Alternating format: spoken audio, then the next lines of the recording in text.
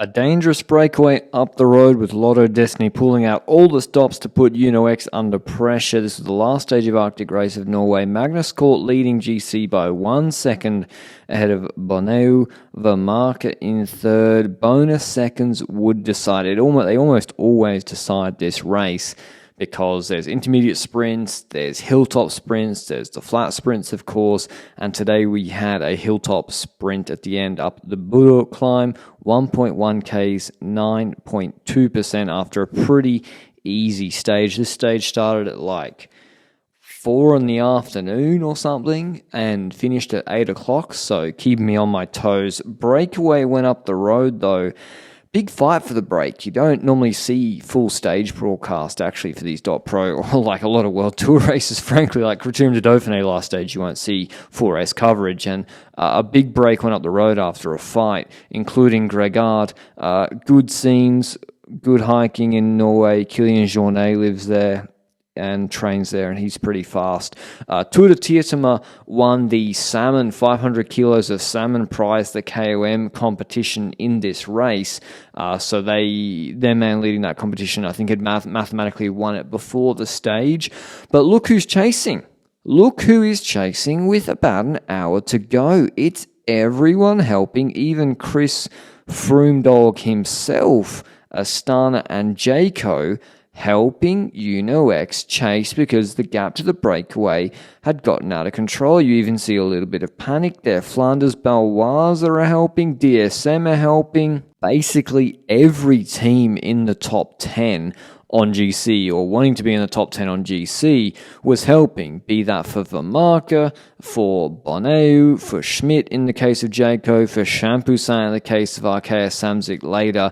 But Logan Curry did a fantastic job for Gregard. He's the man they're going for from the breakaway, Lotto Destiny. He's got the best finish on him.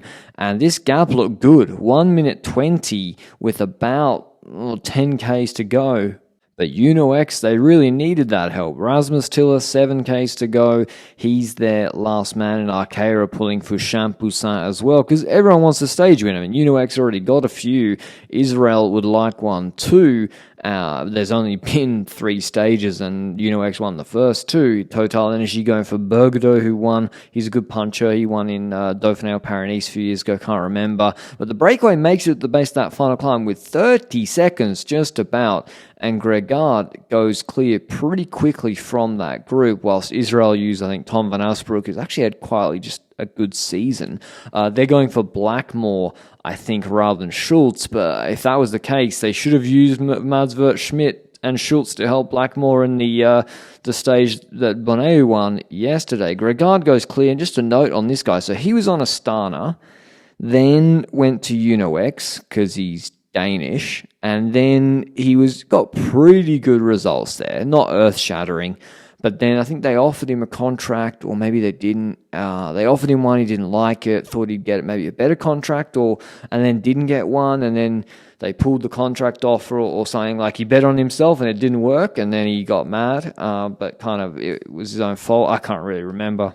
Anyway, there's a bit of history, I think, between him and X, and he's the man going clear up the road whilst they're chasing. I mean, they chase anyway, and the beauty of them getting help from the other teams is they can control this climb for Magnus Cort. He's the man they're going for on GC, he's second wheel. Without that help, if they had to use all their riders, Leknesund, Abrahamsen, all before the climb, this would have been a much more open affair where there would have been attacks from Blackmore, attacks from Champoussin, from whoever. But because they were able to set a pace, because Cort had help and protection from a domestique, he can be brought to the sprint. You think, a sprint and a 1K 9%?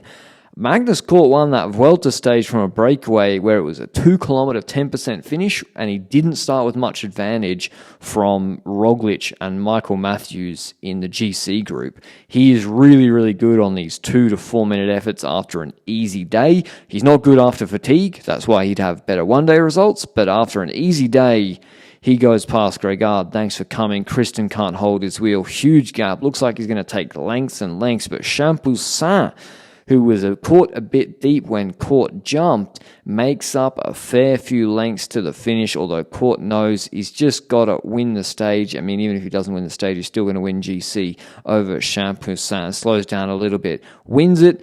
After the breakaway, made everyone a bit nervous. Champoussin second, Christian third, Beckmos for Lotto fourth, then Schmidt and Vermarker maybe a little bit disappointed with that finish to be beaten by Magnus Cort, although there's no shame in that. Winning the stage ahead of Champoussin, then Christian, Beckmos, Schmidt, Vermarker, Bergerud, Brambilla, Flores de Tia, and Christian Scaroni rounding out the top 10. Here's what Cort had to say after the stage. I was getting a little nervous. They were very, very strong. Those was it 6 guys in the front, and yeah, even though it was probably 20-30 different guys pulling behind in total, yeah, we only just managed to bring them back.